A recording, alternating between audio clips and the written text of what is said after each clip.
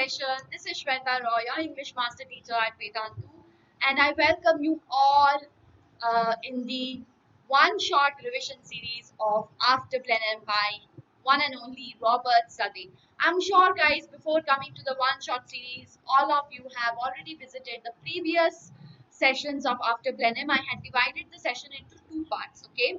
So, since this is a long poem, so definitely I could not cover it at one go. So I prefer to divide it into two parts and then analyze it in detail so that every detail is absolutely clear in your mind. If you have missed any of the sessions, guys, please do watch that first and then come to the one-shot series. Alright, so are you people excited to start off with the one-shot series of After Blenheim? Give me a quick thumbs up. Those of you who are excited, please do post a quick thumbs up in the chat box so that I could see the energy, the enthusiasm in all of you guys before starting off the session. And also, don't forget to hit the like button. Alright, so let's quickly have a look at, okay, so first of all, those of you who do not know me, I am your English Master Teacher. I have pursued my Masters in English and I have also pursued my B.Ed. I have 1 year plus of teaching experience. I have also qualified CTET and have mentored 20,000 plus students in both online and offline mode. So guys, my motto is to unleash the power within you. So you all know that before starting off with the session, I want each one of you to feel empowered, right? So what do you have to write in the chat box? Yes, absolutely correct. With a hashtag, guys, please do post "We are all empowered" or just empowered or empowerment as you like. Okay, guys.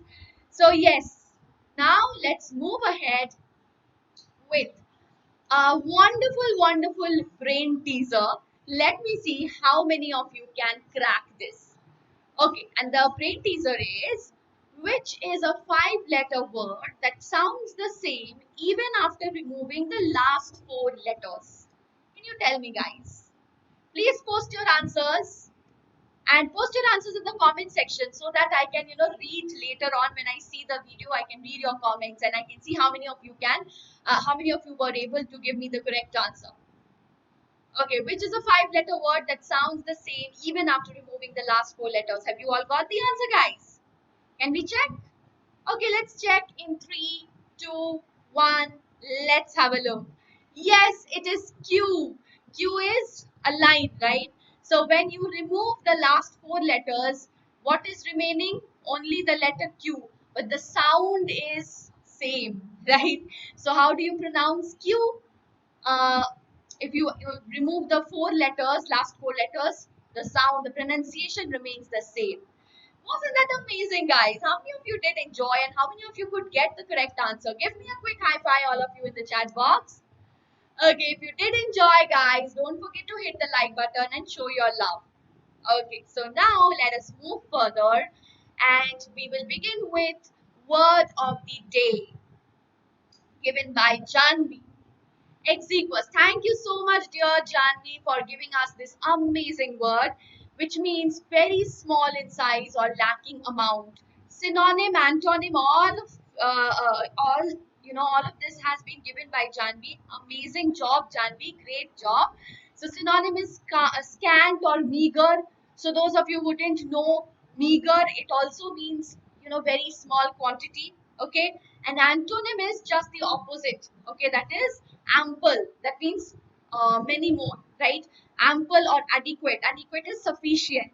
Okay, guys, so this is just opposite to scant or meager. So guys, now I want each one of you to use this word in sentence at the end in the comment section. Please do post your sentences so that each one of you can use this particular word, and that is how it's going to add on to your vocabulary, right, guys?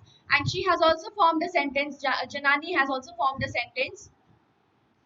A man with, it should be okay, an exiguous vocabulary will almost certainly be a weak thinker.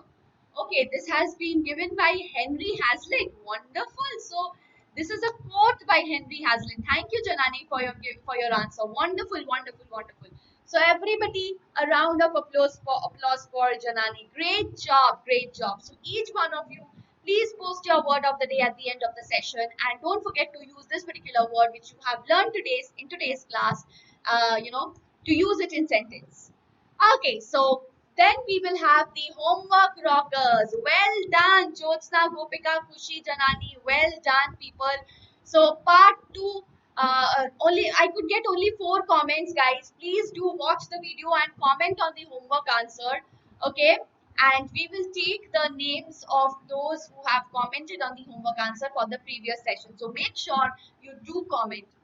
All right, well done, everyone. Well done, homework rockers. And now let's move ahead with the lesson, with today's lesson. But before that, guys, please do hit the like button. Share the video if you have enjoyed. Please do share the video amongst your friends and also do comment on the homework question. Don't forget that. Please do comment on the homework question at the end of the session. Okay? And now, guys, I will be showing you the mapping of the entire poem. So quickly have a look at the entire mapping so that the entire poem is absolutely clear in your mind. Now, thematic analysis of the poem. Southey's poem After Blenheim is an epitome of anti-war poem. So very, very important point is the anti-war poem, which you need to remember. He is ironic here to present the fact that many people in general glorify war and war heroes without knowing what good it does to mankind or why a victory is called great or famous. This is the most important point that you need to bring out in all the answers, in most of the answers. Right, guys? So this is basically the main theme of the poem. All right, that people in general, layman perspective of war is to glorify war and war heroes, but we do not know what good does it bring to mankind, or why is such a victory called a famous victory if there is so much of bloodshed and so much of destruction caused by a war. In the poem, we see that old Caspar repeatedly mentions the Battle of Blenheim as a great and famous victory, but he does not know the reason. So, old Caspar's perspective is the layman's perspective on war. He has a romantic view of war. Very, very, very important point. Even after receiving the sufferings himself during the war and after thousands of killings, so even after what he has suffered, his father's house was, burnt down, even after all the trauma that he has undergone, but still he had the romantic view of war.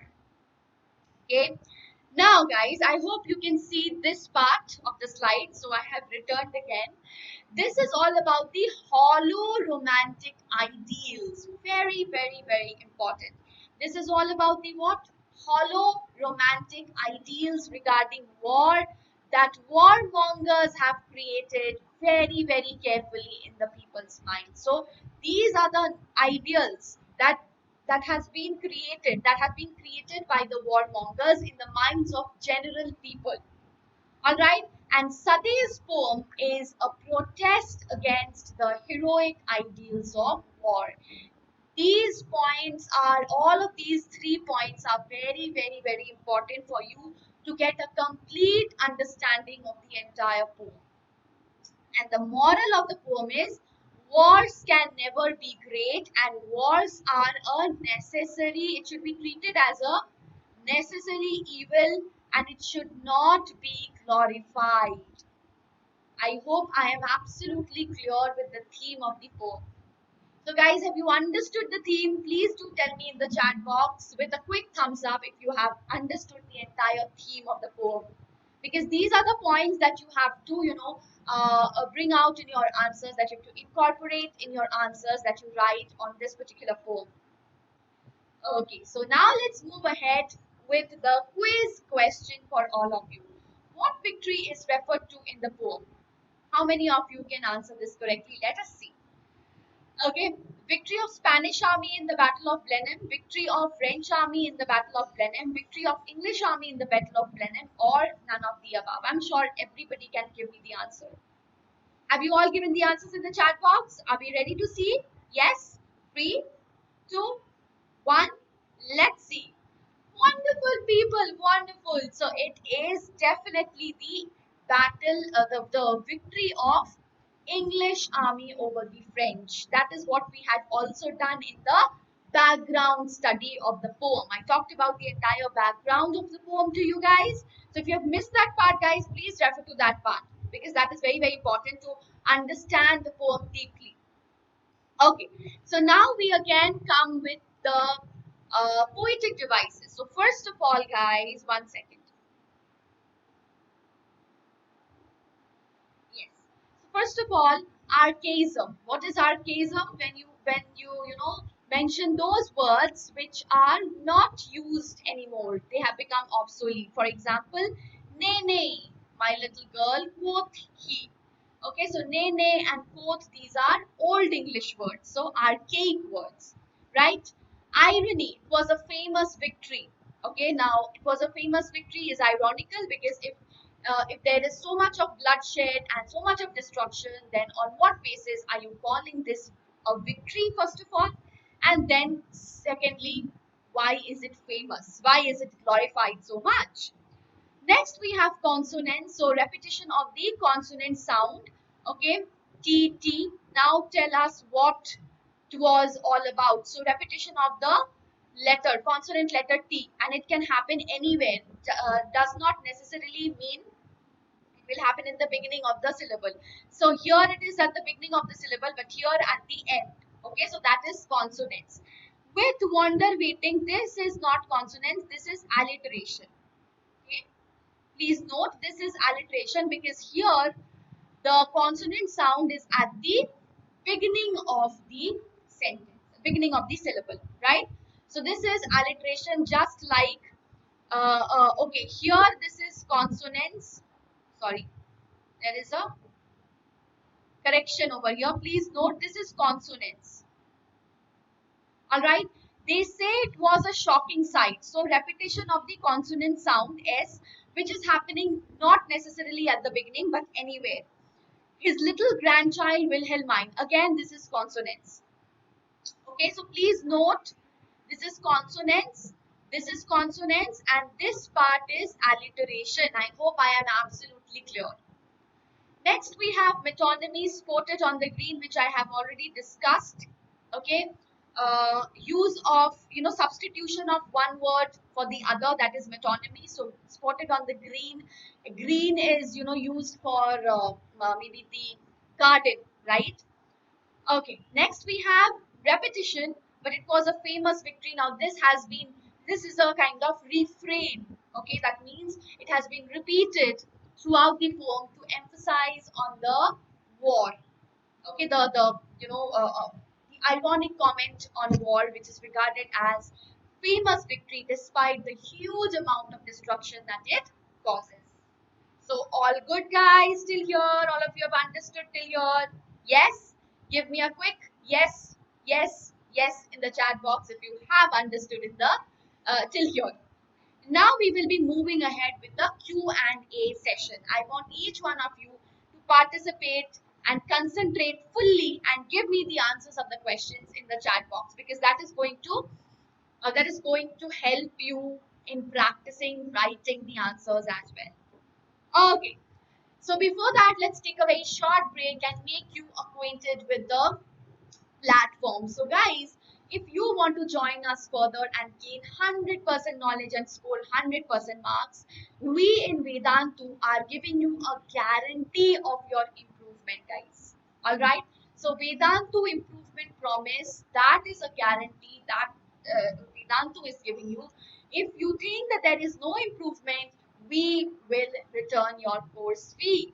Right, guys? So in our platform, you can compete with the students throughout the world. You even have interactive replays. So even when you're watching the replays, you will not feel bored because you can participate in the quiz questions and the leaderboards will be shown at the end of each session, be it live or be it replays. Then we have the facility where you can download the notes and it will contain all the handwritten notes of the master teachers.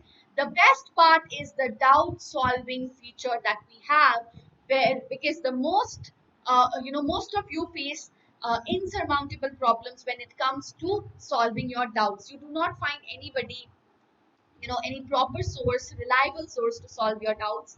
So we are there to help you out, guys. with the help of our class teachers, we solve each and every doubt then and there.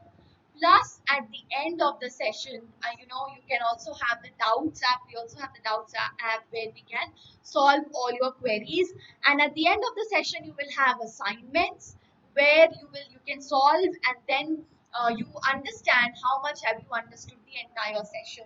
Right, guys? How much you have been able to grasp the content which has been taught in the class that day. Plus, we have quality tests and we give you the performance report. So these are the tools helping you to assess, to analyze your performance. And guys, trust me, the moment you start analyzing your performance, measuring your performance, you can very well see how much you have improved. And Vedantu is taking the guarantee of your improvement. Plus, you have unlimited micro courses. So you can see, you can have any micro course, you can get enrolled to any micro course. If you want to, have a live class of any particular chapter which you have maybe not understood in your school, maybe, or let's say you want to take the micro course of any particular teacher whom you like, you can do that with the help of your micro courses. And all of this is absolutely for free. You do not have to pay anything extra. And then I will talk about the pricing details a little later. So guys, you have unlimited live classes with fun and high level quiz questions. So no more you have to wait for the mentee sessions to happen, because every session is going to have quiz question, live quiz question. Isn't that amazing, guys? So what you need to do is just use the coupon code SWR EPRO, and this is going to give you an amazing discount of 10%. Alright, so now we will be entering into the Q&A session. Are we guys ready? Ready? Yes or no? Yes or no? Come on, quickly tell me in the chat box. Are we all ready to start off? I want full participation from all of you guys. Okay? Question number 1. First of all, you need to read the extract. Old Caspar took it from the boy who stood expectant by, and then the old man shook his head, and with a natural sigh, "'Tis a poor fellow's skull," said he, "who fell in the great victory. I find them in the garden, for there's many hereabout, and often when I go to plough, the ploughshare turns them out. For many thousand men," said he, "were slain in that great victory." Right? So let us now have a look at the question from this particular stanza. So, 3-mark question, guys. What made the old man shake his head and sigh? So, old Caspar, he shook his head and he gave a sigh. So, why did he do that? Can anyone tell me? Your inputs, guys. Your inputs would be definitely appreciated. Please do post your inputs in the comments, in the chat box right now. Okay, so can we have a look at the answer? Yes, have you all thought about the answers? Now match the answers, guys, and see what you have missed. The old man's little grandson Peterkin brought a human skull. On seeing it, he did not look, that means old Caspar, okay, old Caspar did not look surprised, okay.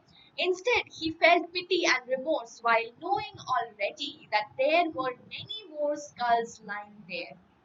What Peterkin had come up with was just one of the many human skulls that belonged to men who had died years ago in the Battle of Blenheim. The tragic thing was that the dead had been left rotting there for so many years. Alright?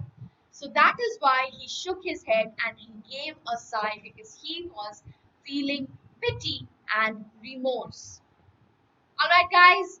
So this is how you should have the approach to this particular answer. Okay, next is going to be a quick MCQ for all of you. Who was responsible for the victory? What do you think? The Duke of Marlborough or Prince Eugene were responsible for the victory. The Duke of Marlborough and Prince Louis XIV were responsible for the victory. The Duke of Blenheim and Prince Louis XIV were responsible for the victory, or none of the above. Let me see how many of you can give the correct answer for this particular question. Can we see? Okay, 3, 2, one.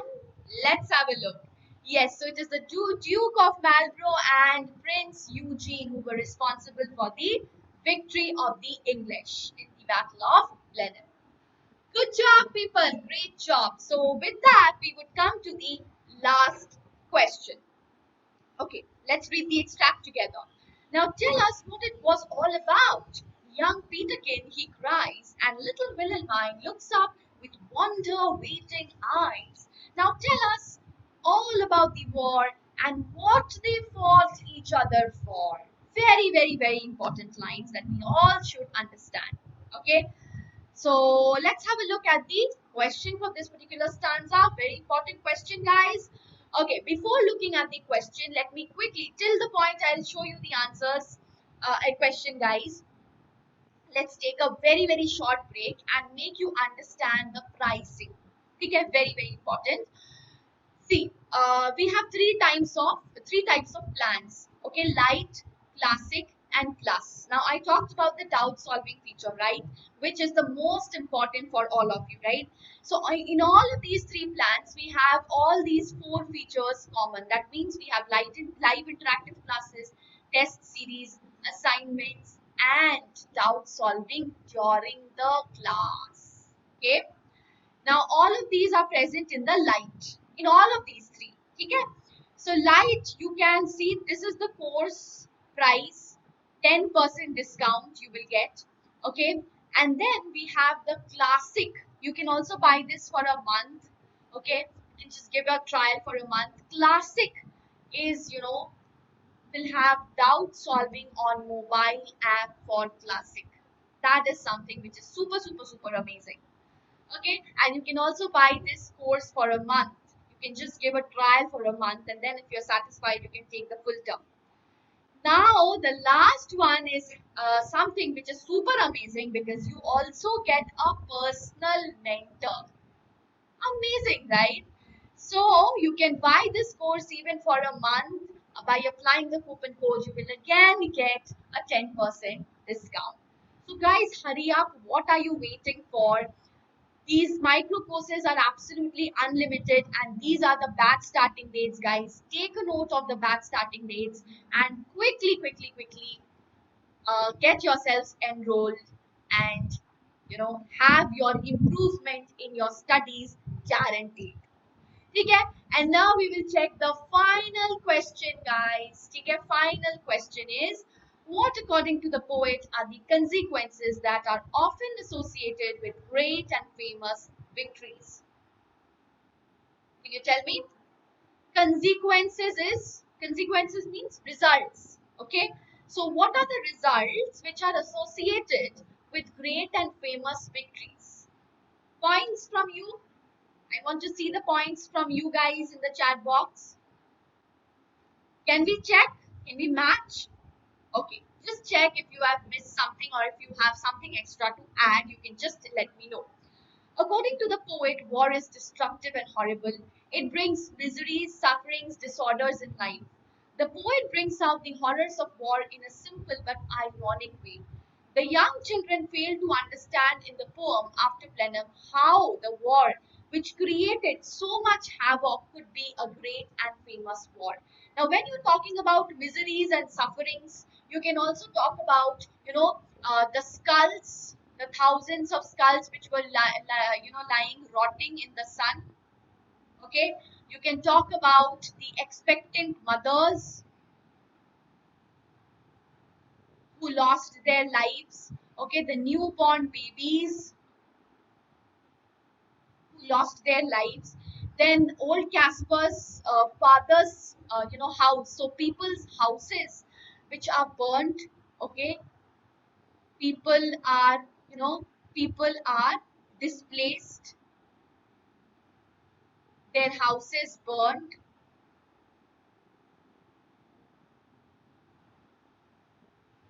Right, so these are, and of course thousands and thousands of dead bodies were lying rotting in the sun. The skulls were, when the grandfather was trying to dig, okay, his plowshare, actually, plowshare turned out these skulls, right? So so that is definitely proving the kind of havoc that is wreaked by these wars. And that is very, this is very, very ironical, and that is how the young children failed to understand that if the war is causing these many destructions, please mention these points, okay?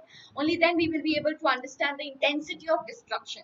Then how can it be called a great and famous war?